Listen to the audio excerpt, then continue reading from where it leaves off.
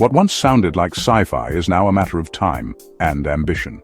Recent discoveries have made one thing clear: the moon, a space goldmine, is ready. Beneath the dusty surface lie vast mineral deposits and frozen gases. Lunar soil can even be 3D printed into building material. Lunar agriculture has been tested.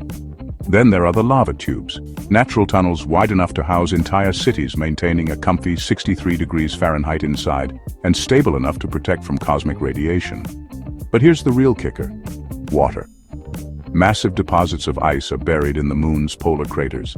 Billions of tons, enough to sustain life, produce rocket fuel.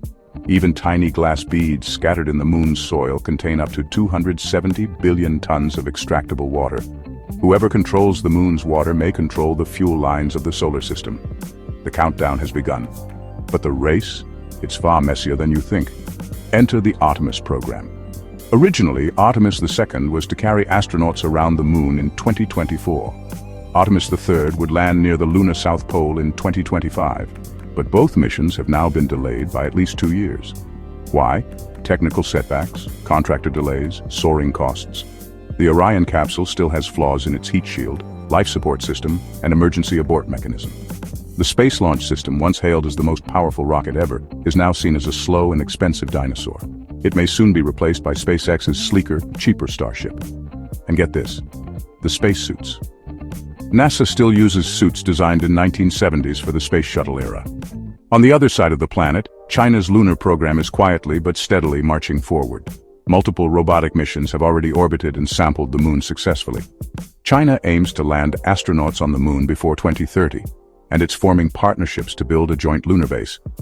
In other words, while the US is still ironing out its lunar spacesuits, China is getting ready to break ground.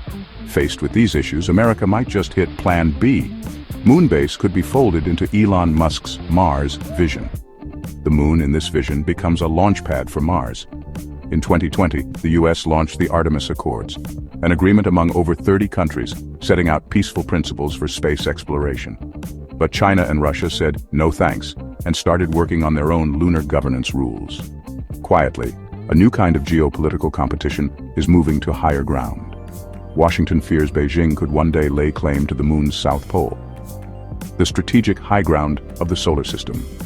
Whoever plants their flag there would control the water, the fuel, the launch pads. There's more. The moon also holds the holy grail of energy, helium-3, and a multi-trillion-dollar space economy. It's the first link in the supply chain of the future. So guess whose boots will leave the first dusty prints? Outside a lunar home. Thank you for watching.